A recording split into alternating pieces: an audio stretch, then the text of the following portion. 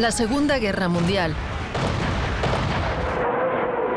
Millones de personas participaron en ella. Durante este periodo, la mayor concentración de poder estuvo en manos de los líderes de 3 países: Reino Unido, Estados Unidos y la URSS.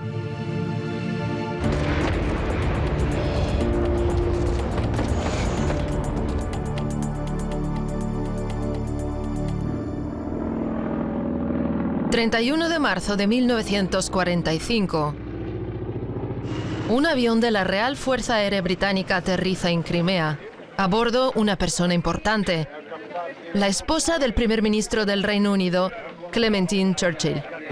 Era un regalo que Winston Churchill le hizo para su aniversario, ya que al día siguiente cumplía 60 años. Oleg Lobustov, historiador experto en servicios de inteligencia, analiza las razones de esta inusual visita. Era una mujer muy entusiasta, con una activa actitud cívica. Después de que Alemania atacara a la Unión Soviética, Clementine Churchill creó el Fondo de Ayuda a la Unión Soviética. El pueblo soviético se sintió realmente agradecido a esta mujer. Clementine Churchill realiza una extensa visita de 42 días a diversas ciudades de Rusia.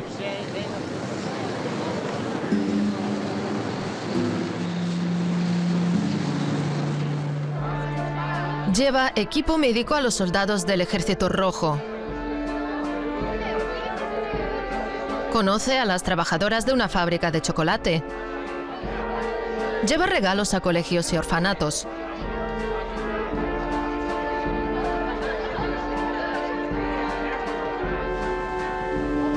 Estas son imágenes únicas de su encuentro con los pioneros del famoso campamento de verano infantil Artek.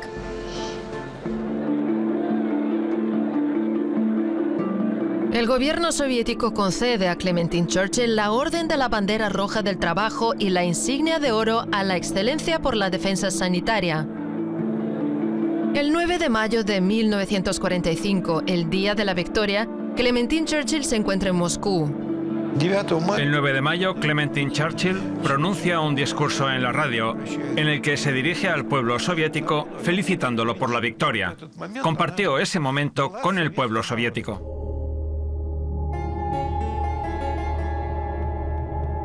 Mientras tanto, su esposo Winston Churchill planea una nueva guerra. De acuerdo con la operación impensable, el Reino Unido y Estados Unidos prevén atacar la URSS junto con 12 divisiones alemanas supervivientes el 1 de julio de 1945. La mente de una persona normal tal vez no pueda comprender giros tan complejos. Cuando, por un lado, alguien envía a su querida esposa a la Unión Soviética y, por otro, da la orden de preparar un plan para hacer la guerra contra ese país. Winston Churchill era primer ministro británico, militar de reserva, periodista, escritor, pintor, premio Nobel de Literatura. El padre de Churchill era descendiente del duque Marlborough. Su madre era hija de un importante financiero estadounidense. Churchill terminó la Real Academia Militar, pero no hizo estudios universitarios. Fue un adolescente un poco problemático. No fue a la universidad. Creo que simplemente no quiso. Tenía problemas en la escuela, aunque Harrow era una muy buena escuela. El exdiplomático y escritor británico William Mallinson conoce bien la biografía de Winston Churchill, el británico más grande de la historia del reino, según una encuesta de la BBC. Comenzó su carrera militar en Cuba. Ahí luchó del lado de España contra los rebeldes cubanos. Luego sirvió en la India y después fue a Sudán, donde participó en la batalla de Omdurman, un acontecimiento militar muy importante. Participó en la Segunda Guerra Boer, combatió e incluso lo capturaron, pero escapó. Además, también participó en la Gran Guerra, o como muchos la llaman, la Primera Guerra Mundial. Churchill era sin duda una figura romántica. Quería ser un gran líder militar, como su famoso ancestro. el duque de Marlborough. Paul Craig Roberts era ex asistente para políticas económicas del secretario del Tesoro de Estados Unidos. En sus trabajos analiza las causas que llevaron el mundo a la Segunda Guerra Mundial. Churchill tenía la intención de entrar en guerra. Su objetivo era ampliar su poder y convertirse en primer ministro. El apellido real de Joseph Stalin era Yugashvili. Hijo de un zapatero y una campesina, dirigió la Unión Soviética desde 1925.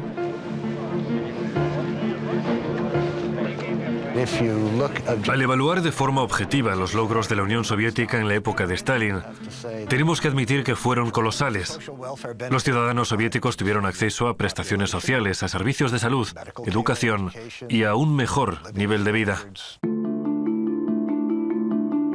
Grover Furr, profesor de la Universidad Montclair de Nueva Jersey, es conocido por sus trabajos relacionados con la historia y la política soviéticas. Stalin fue una gran figura política. Sin lugar a dudas, fue una de las figuras políticas más destacadas del siglo XX.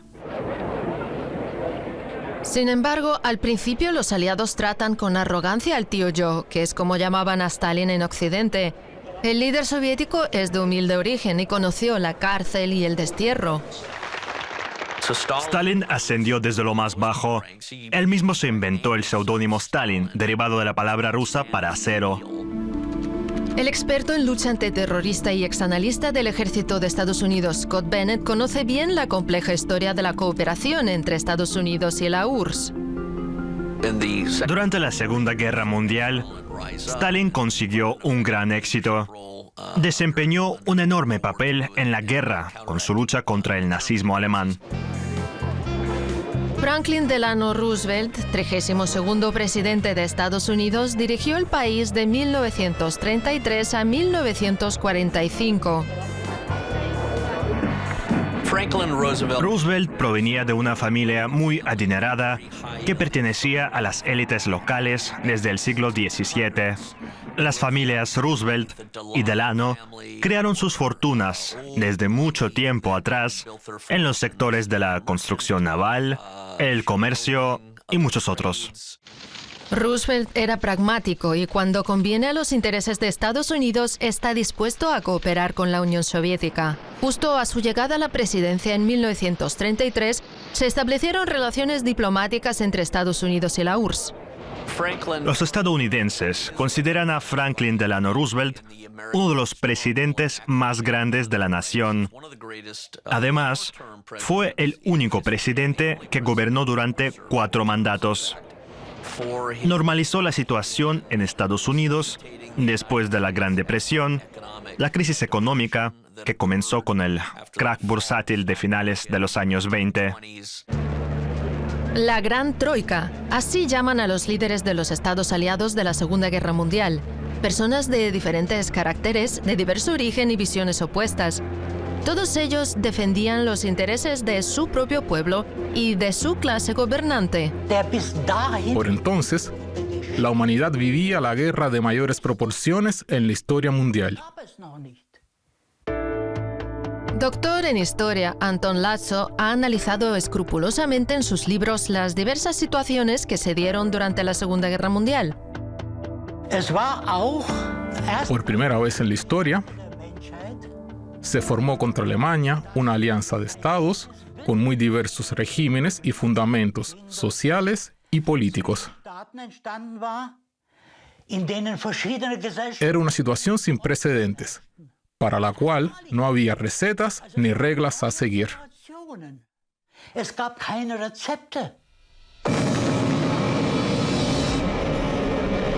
La fecha oficial del inicio de la Segunda Guerra Mundial es el 1 de septiembre de 1939. Aquel día las tropas alemanas atacaron Polonia. Pero el reparto del mundo arrancó antes. 1938. El Anschluss o anexión de Austria. Invasión de Checoslovaquia y división del país entre Alemania, Polonia y Hungría.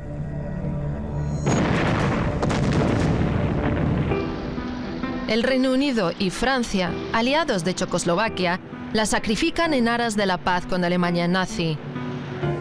En el reparto de tierras checoslovacas participan también Polonia y Hungría. Polonia, como una hiena hambrienta, se unió al saqueo y aniquilación del Estado checoslovaco. El presidente de Estados Unidos, Roosevelt, no se opone ni al Anschluss de Austria ni al reparto de los territorios de Checoslovaquia. Estados Unidos no quiere mezclarse en el conflicto europeo. El mundo se precipita hacia una guerra a gran escala, pero los únicos políticos europeos que se dan cuenta de ello son Churchill y Stalin. La Unión Soviética llamó a garantizar la seguridad de Checoslovaquia, incluso por medio del envío de tropas soviéticas a Checoslovaquia.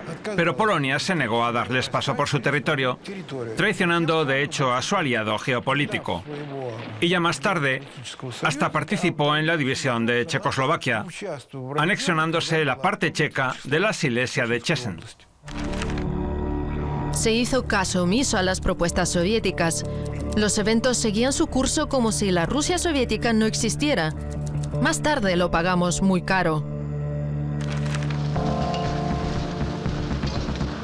En Múnich, el Reino Unido y la Alemania nazi firman un pacto de no agresión. Con ello, la estrategia de apaciguar a Hitler llega a su apogeo. «Les he traído la paz», anuncia con orgullo a los británicos el primer ministro Chamberlain al volver de Múnich.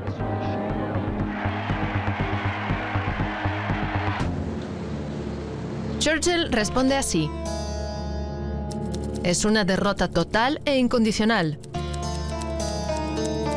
Lo sucedido ha sido el resultado de una gestión miope que el Reino Unido y Francia pagarán muy caro».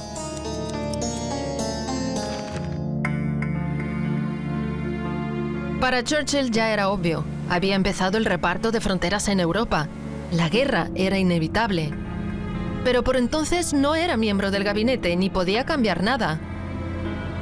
Mucho más tarde Churchill escribe: «Fueron años de soledad desolada».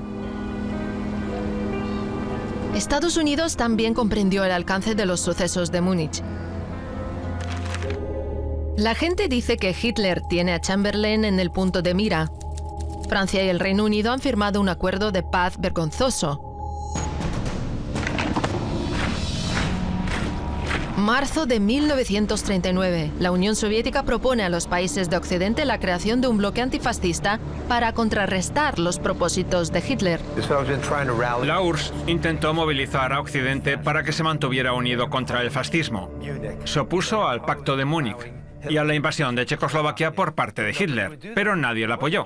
Cuando la URSS propuso una alianza con el Reino Unido y Francia contra Hitler en 1939, no fue la única vez. La URSS insistió en ello durante toda la segunda mitad de la década de 1930.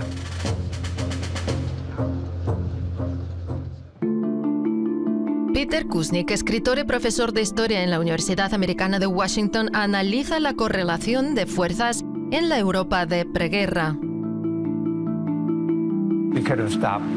Habríamos podido detener a Hitler y evitar la Segunda Guerra Mundial porque Hitler era débil por entonces y lo sabía. Iba de farol y suponía que Occidente no le haría frente. Muchos en Occidente esperaban que se limitara a dirigirse al este, así que en los años 30 la URSS fue el país que con más firmeza se opuso a los nazis. Las negociaciones entre la URSS, el Reino Unido y Francia para la creación de un bloque antifascista llegan a un punto muerto, ya que al mismo tiempo se celebran negociaciones secretas entre los británicos y los alemanes. A cambio de garantizar la integridad del Imperio Británico, el Reino Unido le daría a Hitler luz verde para actuar en el este. Para que el Reino Unido viva, Rusia debe desaparecer. Churchill objeta: si Chamberlain, por ejemplo, tras recibir la propuesta rusa hubiera dicho «De acuerdo, unámonos los tres y rompámosle el cuello a Hitler», la historia habría seguido otro camino. Stalin lo tiene claro. Los países del Occidente hacen caso omiso a sus propuestas. Hay que dejar de apostar por ellos. Además, para 1939 casi toda Europa había cerrado pactos con Hitler. 1933. Alemania, Francia, el Reino Unido e Italia firman el Pacto de las Cuatro Potencias. 1934. Polonia y Alemania firman un pacto de no agresión. 1935. El Reino Unido y Alemania firman un acuerdo naval. 1938. El Reino Unido, Francia e Italia acuerdan el reparto de Checoslovaquia entre Alemania, Polonia y Hungría. 1939. Letonia y Estonia firman pactos de no agresión con Alemania. 22 de agosto de 1939, Moscú. El comisario de Asuntos Exteriores soviéticos Molotov y el ministro de Asuntos Exteriores alemán Ribbentrop firman un pacto de no agresión. El pacto hace imposible que la Alemania fascista se alíe con otros países. La Unión Soviética necesitaba evitar que el primer ministro británico Chamberlain y el primer ministro francés Daladier se inclinaran hacia las fuerzas fascistas y formaran una coalición entre el Reino Unido, Francia, Alemania e Italia. Estados Unidos continúa su política de apaciguamiento del Japón fascista. Los estadounidenses abrigan la esperanza de que Japón se vuelva hacia la URSS. El 26 de enero de 1934, Polonia es el primer país europeo que firma un pacto de no agresión con Alemania, el Pacto de No Agresión Germano-Polaco. Junto con Alemania, Polonia planea un ataque a la URSS.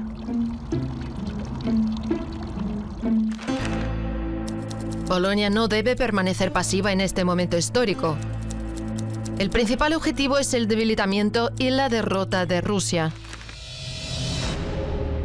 Pero el 1 de septiembre de 1939, Alemania ataca a Polonia.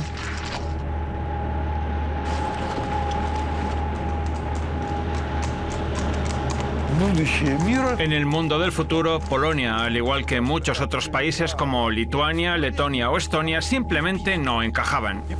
Y por eso fue borrada de los libros de historia. Había un Estado, pero dejaría de existir y serían territorios alemanes ancestrales. El gobierno polaco huye cobardemente al Reino Unido. Polonia deja de existir como Estado. En la Polonia ocupada por los alemanes reina la forma más atroz de terror. Más de 15.000 intelectuales han sido ejecutados. En un lugar mueren 300 personas, en otro oficiales borrachos disparan a 70 rehenes. 136 niños de 12 y 13 años son asesinados. Solo entonces, 3 semanas después, Stalin introduce sus tropas en Polonia, que ha perdido su condición de Estado.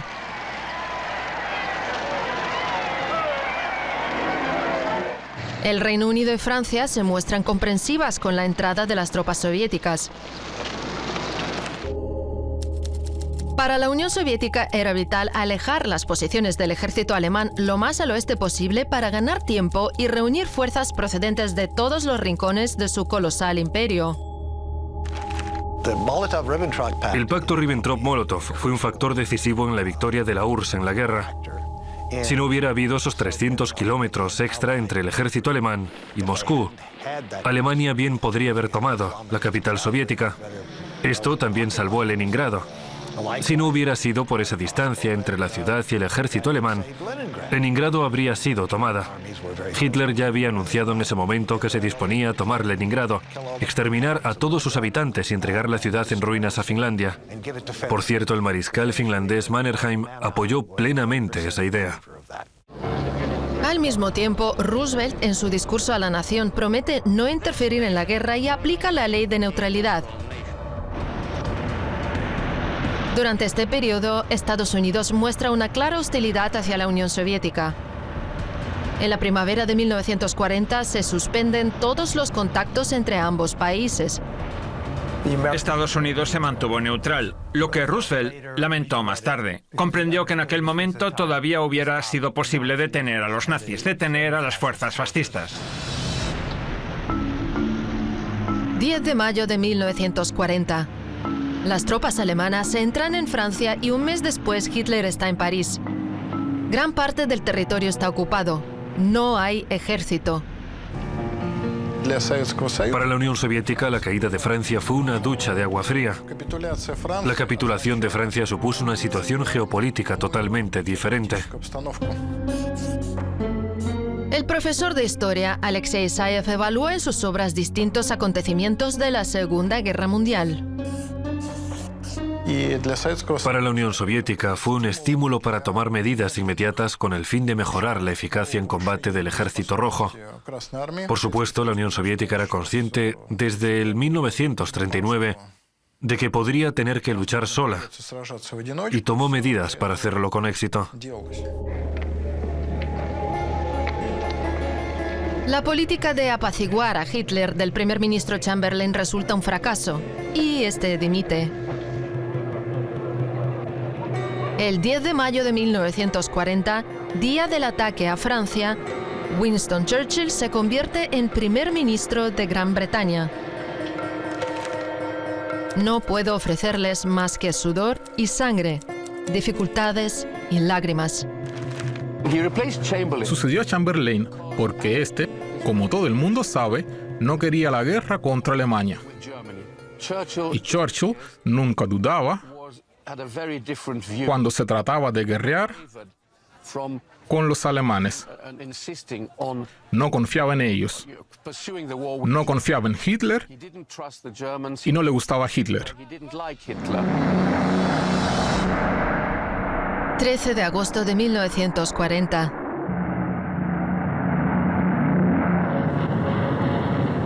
Incursión aérea masiva del Tercer Reich sobre las ciudades británicas.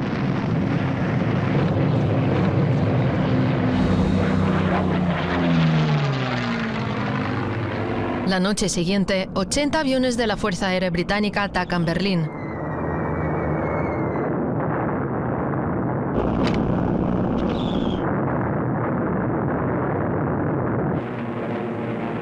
En respuesta, la aviación alemana bombardea Londres.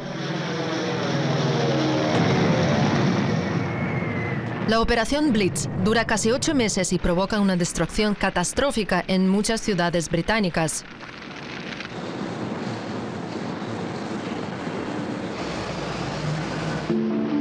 Churchill parece estar en todas partes, junto a los escombros tras los bombardeos, en los hospitales,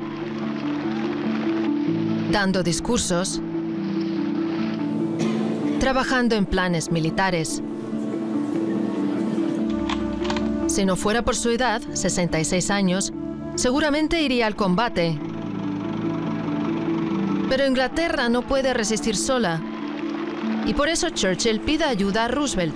Roosevelt no tenía simpatía alguna por Churchill, no confiaba en los británicos. Creía que el Reino Unido interfería demasiado en las actividades del Departamento de Estado, las agencias de inteligencia, las instituciones educativas de Estados Unidos, al intentar expandir su influencia sobre el país en los ámbitos relacionados con el gobierno y la ciencia.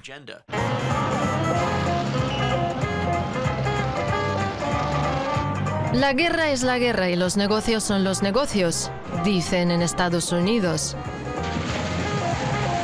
A cambio de promesas de ayuda, Estados Unidos intenta hacerse con la Marina Real Británica y al no tener éxito reclama el uso de 8 bases militares británicas en el Océano Atlántico a cambio de unos viejos destructores de la Primera Guerra Mundial, además de hacerse con las islas británicas del Caribe. No hemos recibido de Estados Unidos nada que no hayamos pagado. Tan solo en 1940, el Reino Unido paga a Estados Unidos $4.500 millones en efectivo, un monto enorme en aquella época. Cuando Roosevelt empieza a dudar de la solvencia británica, envía un buque de guerra a Ciudad del Cabo. Allí se guardan 50 millones de libras en reservas de oro del Reino Unido. Desesperado, Churchill envía una carta a Roosevelt. En plena guerra, su país está arruinado. Roosevelt no ve ningún beneficio en la derrota de los británicos. La amenaza se acerca cada vez más a Estados Unidos. Fue entonces cuando se inventó el préstamo y arriendo, que suponía la transferencia gratuita de armas y equipo militar. En una audiencia del Congreso se presentó la analogía del incendio en la casa del vecino. Prestamos la manguera al vecino para que apague su incendio en vez de esperar a que el fuego se extienda también a nuestra casa. Sin embargo, el suministro bajo condiciones de préstamo y arriendo queda vinculado enseguida a obligaciones financieras. Todo lo que no se usaba o no se devolvía tenía que pagarse. Eso implicó una gran carga para el Reino Unido y provocó el colapso de su sistema colonial. El objetivo de Churchill era preservar el Imperio Británico.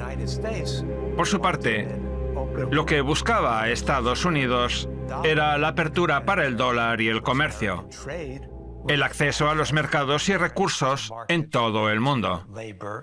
Por lo tanto, ambos países tenían intereses distintos y enfrentados. Churchill advierte a Stalin de un inminente ataque a la URSS. Ante el ingente peligro, busca una alianza con Rusia. Pero Stalin no responde. No confía en Churchill.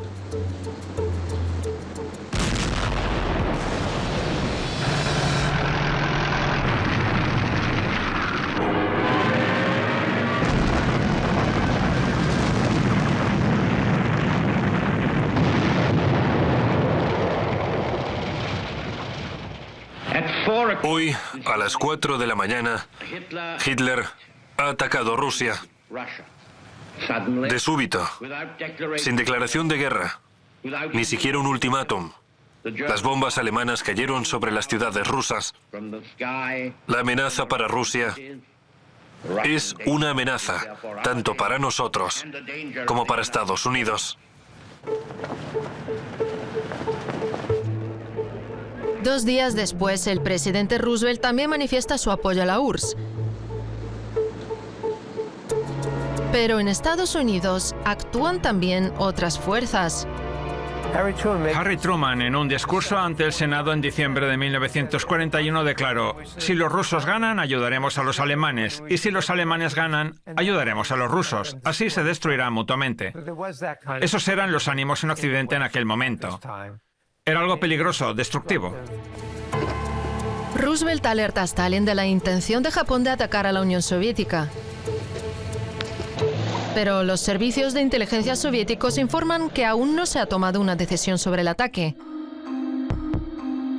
Es crucial que Estados Unidos haga entender a Japón que en caso de ataque apoyarían a la Unión Soviética. Sin embargo, las autoridades británicas y estadounidenses no planean apoyar a la URSS. Los militares aseguran a Roosevelt que los alemanes tomarían Rusia rápidamente hasta los Urales.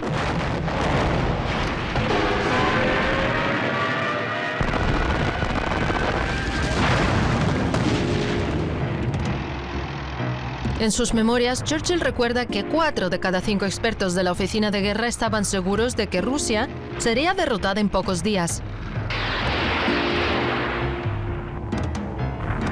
Mientras tanto, el Ejército Rojo encaja un terrible golpe. Los rusos son el primer adversario serio.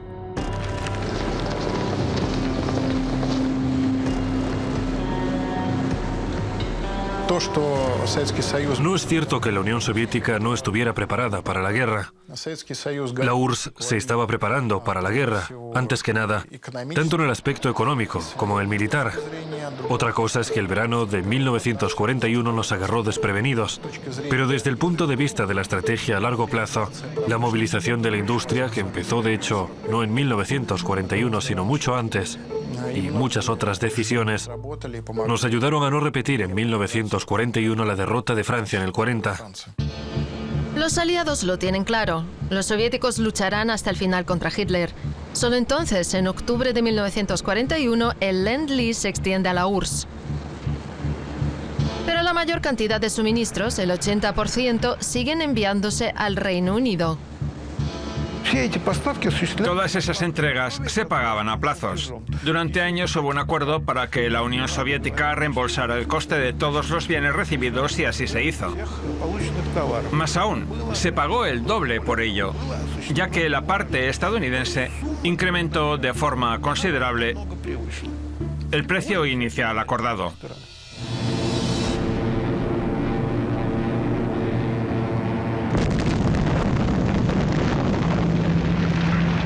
7 de diciembre de 1941, la aviación japonesa ataca Pearl Harbor, la principal base militar estadounidense en el Pacífico.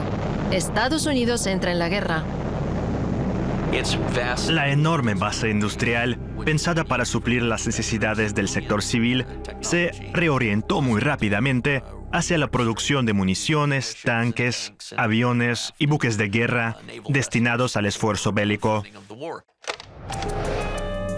Ya en el verano de 1941, Stalin le plantea a Churchill la necesidad de abrir un segundo frente, y el primer ministro británico le contesta haciendo referencia a dificultades relacionadas con el desembarco de tropas.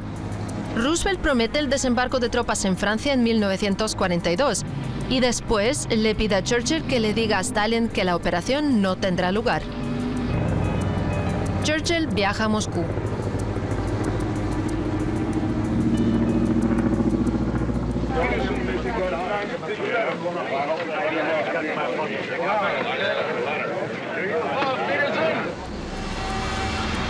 La situación en el frente soviético es catastrófica. Los alemanes atacan la región de Kubán, el Cáucaso Norte y se acercan a Stalingrado. El teniente Yakov Yugashvili, hijo de Stalin, está en un campo de concentración alemán.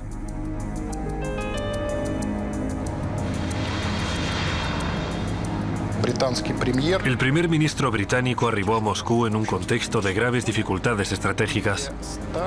Stalin habló con Churchill de manera fría y brusca y acusó abiertamente a los británicos de cobardes. Le explicó que en caso de que siguieran actuando como hasta el momento, con tanta cautela, no conseguirían nada en aquella guerra. Churchill quiere irse de Moscú, pero Stalin le invita a su residencia en el Kremlin. El banquete dura más de 7 horas y las relaciones se hacen más cálidas. Si tuviera la oportunidad de desayunar con Stalin una vez por semana, conseguiríamos evitar muchos problemas.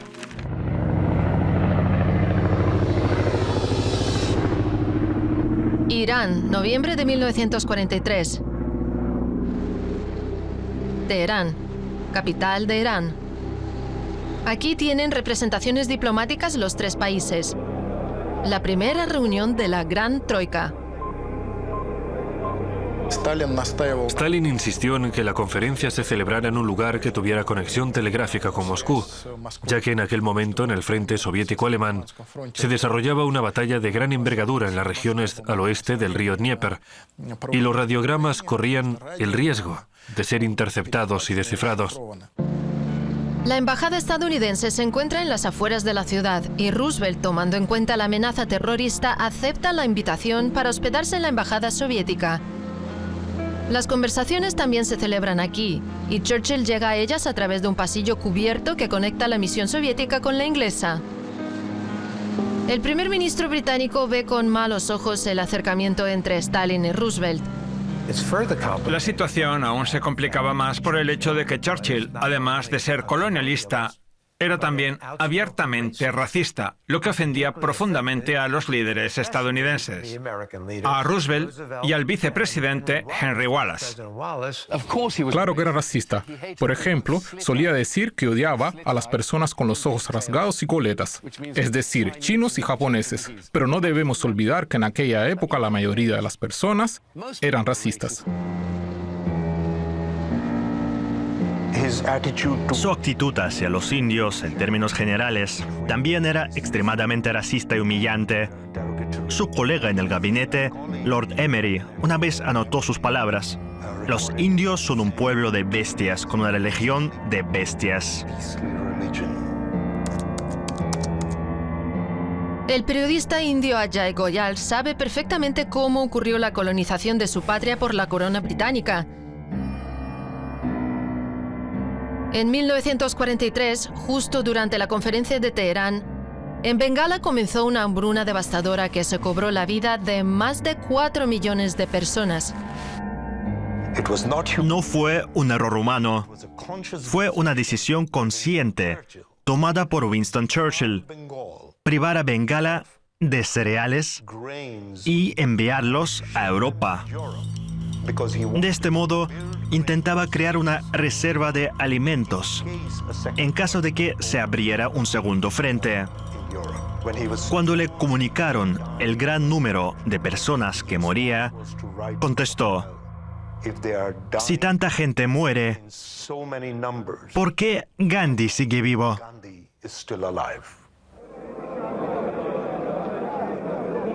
La primera reunión cambia radicalmente la actitud de Roosevelt hacia Stalin. Es un hombre de acción. Siempre tiene presente el objetivo. Es un placer trabajar con él, es muy directo. En general causa una gran impresión. Roosevelt encuentra un lenguaje común con Stalin. Habla con él. Se burla de los británicos. Dice cosas como: Winston se ha levantado hoy con el pie izquierdo. Cosas así. Stalin empezó a tratarle con cierta confianza. Al final, Roosevelt empezó a llamarle Tío Joe. De hecho, en cierto sentido, Estados Unidos y la Unión Soviética tenían posiciones más cercanas que Estados Unidos y el Reino Unido. Durante ese periodo, los alemanes le proponen a Stalin cambiar a su hijo Yakov, que está en un campo de concentración, por el mariscal Paulus, que fue hecho prisionero durante la batalla de Stalingrado. A lo que el inquilino del Kremlin responde: no cambia a soldados por mariscales.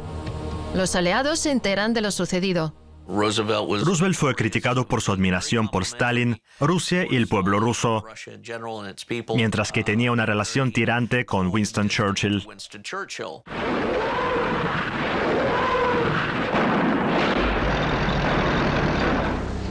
En Teherán, Stalin tiene una posición muy fuerte para negociar. Los alemanes se han rendido en Stalingrado, ha salido victorioso de la gran batalla de tanques en el arco de Kursk. El ejército rojo ataca. Mientras tanto, el Reino Unido pierde influencia, lo cual es evidente para todos, incluso para Churchill, que más tarde diría: entre el inmenso oso ruso y el bisonte americano, estaba sentado yo, un pequeño burro inglés. La apertura del segundo frente, tema clave de la conferencia de Teherán, otra vez quedó en el aire. Tenemos demasiadas cosas que hacer en casa como para perder el tiempo aquí, dice Stalin, y deja clara su intención de abandonar la conferencia. Es entonces que los aliados prometen abrir el segundo frente antes de mayo de 1944. Se inicia un diálogo constructivo. Se debate el futuro de Irán y la organización de la Europa de posguerra. Roosevelt propone desmembrar a Alemania en 5 pequeños estados. Churchill está a favor. Stalin defiende la integridad territorial del país. Teherán fue un momento cumbre de las buenas relaciones entre Oriente y Occidente. La Gran Troika nunca había sido tan amistosa y constructiva como lo fue en Teherán.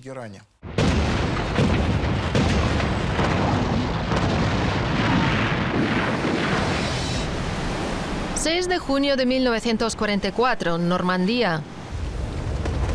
A 11 meses de la victoria, los aliados abren el segundo frente. Después de ser prácticamente destruida, la maquinaria bélica alemana, británicos y estadounidenses lanzaron sus tropas contra Alemania. Estas acciones tan tardías le costaron muy caro al pueblo ruso, a los soldados rusos, que sufrieron grandes pérdidas, más que cualquier otra nación en la guerra.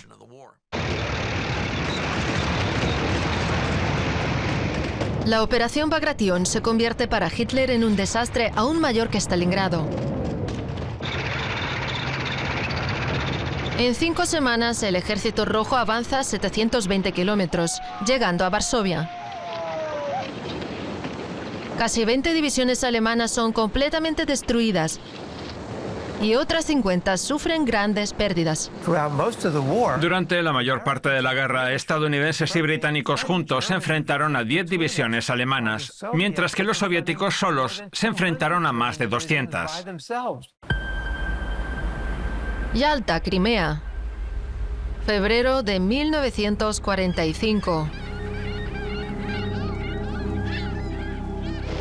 La última reunión de la Gran Troika. Al principio, los aliados proponen reunirse en Escocia, pero Stalin bromea diciendo que no le gusta la humedad ni los hombres con faldas. En realidad, el líder soviético quiere que los aliados vean con sus propios ojos la destrucción de los territorios de la URSS.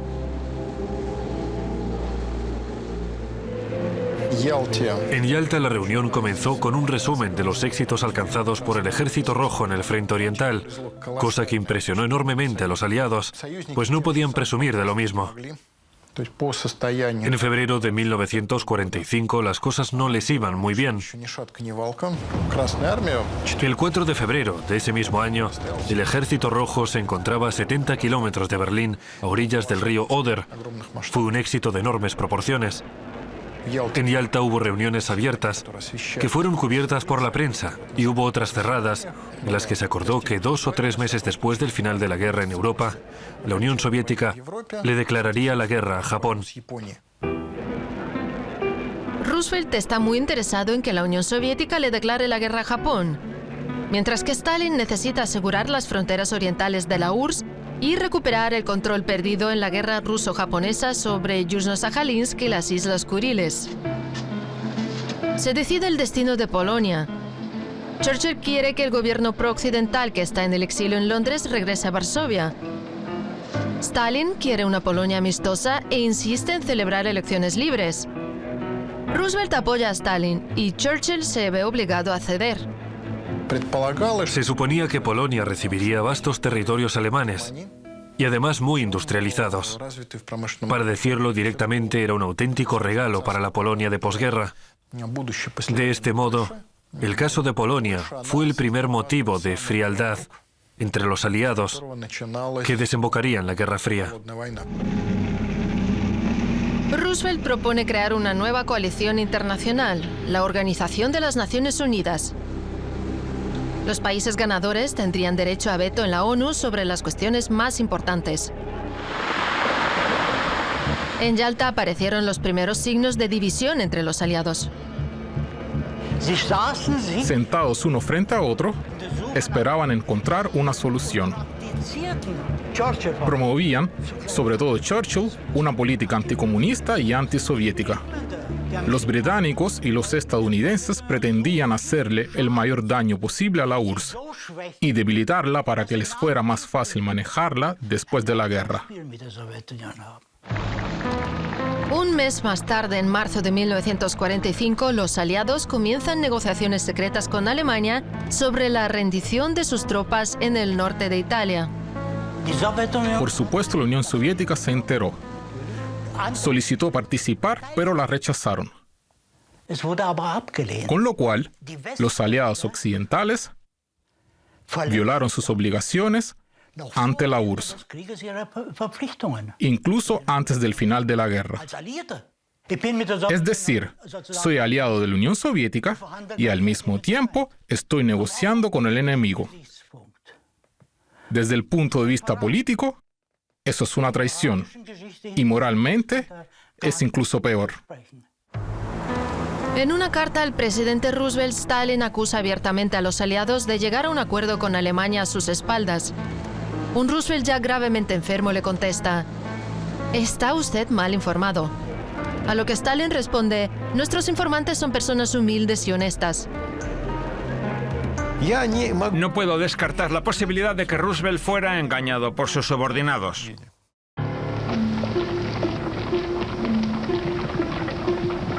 El 12 de abril de 1945, Roosevelt muere inesperadamente. Harry Truman se convierte en el nuevo presidente de Estados Unidos. Ese hombrecillo, sin ninguna visión de la situación, debe tomar decisiones cruciales en ese momento histórico.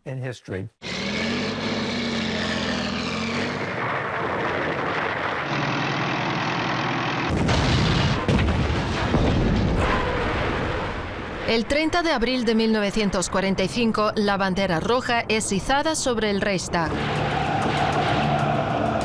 Hitler ya ha muerto. Su sucesor, el almirante Dönitz, empieza a negociar con los aliados sobre la capitulación en el frente occidental y traslada allí sus divisiones. Al mismo tiempo, a principios de abril de 1945, Churchill ordena al Estado Mayor elaborar un plan para una posible guerra contra la Unión Soviética. Los militares británicos estaban tan estupefactos por esta tarea que la llamaron Operación Impensable. Es decir, la consideraban una locura absoluta, imposible, pero a pesar de ello, la cumplieron. Stalin, al recibir esta información, le ordena al mariscal Zhukov que despliegue las tropas hacia el oeste. A los aliados les queda claro que un ataque sorpresa no resultará. Churchill, como ya se sabe, movilizó a los prisioneros en el norte de Alemania para que dirigieran sus armas contra la Unión Soviética. Y luego, al llegar a la conferencia de Potsdam, Stalin le preguntó: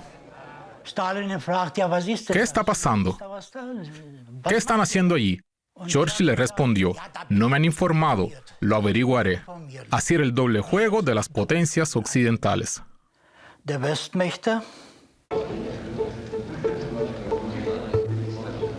El doble juego continúa.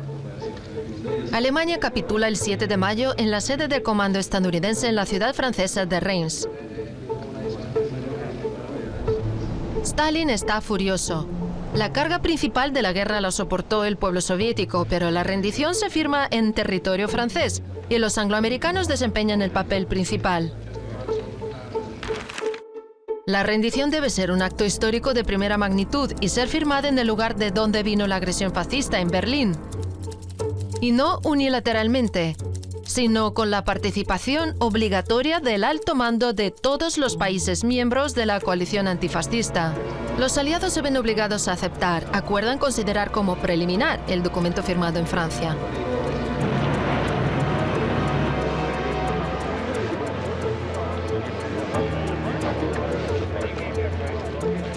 La segunda capitulación se firma en Karlshorst, en las afueras de Berlín. En el acto están presentes los principales cargos militares alemanes encabezados por el comandante en jefe de las Fuerzas Armadas, el mariscal de campo Keitel. Por parte soviética la firma el mariscal de la URSS, Georgi Zhukov. Y por parte de los aliados, el mariscal de aviación británico, Tedder. Son las 22 horas y 43 minutos, hora europea, del 8 de mayo.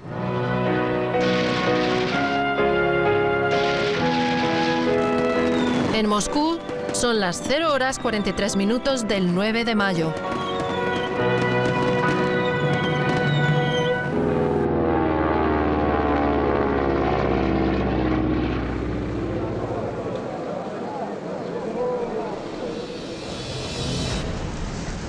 ...17 de julio de 1945... Conferencia de Potsdam. Los que se reunieron en Potsdam ya no eran los líderes de la gran troika que protagonizaron la Segunda Guerra Mundial. El grupo sufrió cambios, incluso durante las negociaciones en Potsdam.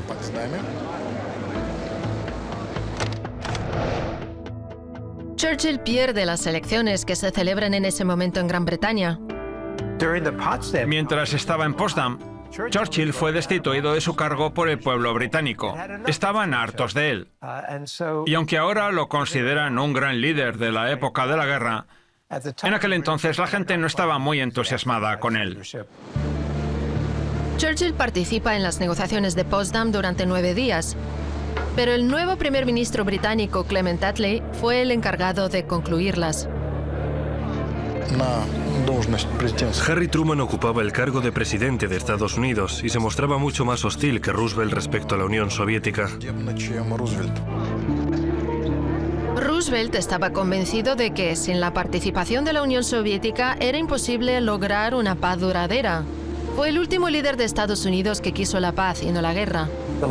En el último telegrama que Roosevelt le envió a Churchill justo antes de morir, le dijo: los problemas entre nosotros y la Unión Soviética surgen cada día, pero se pueden solucionar. Por eso debemos seguir trabajando juntos.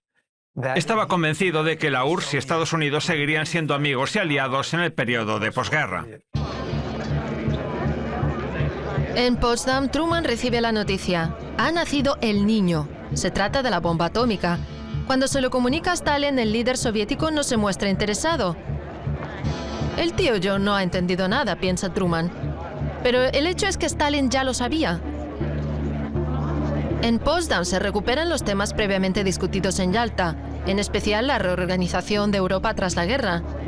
Alemania paga compensaciones y pierde parte de su territorio. Königsberg y sus regiones limítrofes pasan a formar parte de la URSS. En aquel entonces, los aliados aún dependían mucho de la ayuda de la Unión Soviética para su guerra en el Extremo Oriente. Esta guerra fue un poderoso instrumento de presión que ocultaba todas las contradicciones que se pusieron de relieve de forma más evidente después de la guerra. Lo que más temían los japoneses era que la Unión Soviética interviniera en la guerra del Pacífico. Truman lo sabía. Stanley le aseguró que los rusos entrarían en la guerra como estaba previsto. Truman escribe en su diario que Stalin iniciará la guerra contra Japón el 15 de agosto y que en ese caso los japoneses están acabados. Cumpliendo sus obligaciones ante los aliados, en agosto de 1945 el Ejército Rojo lleva a cabo una operación relámpago de 20 días contra el ejército de Kwantung, que contaba en sus filas con 1,5 millones de soldados.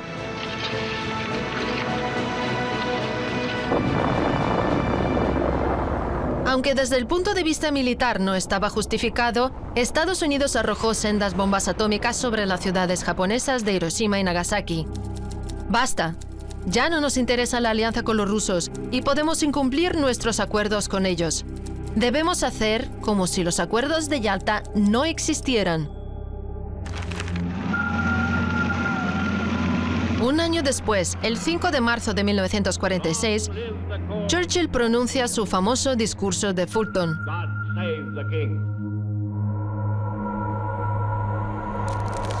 La Guerra Fría ha empezado.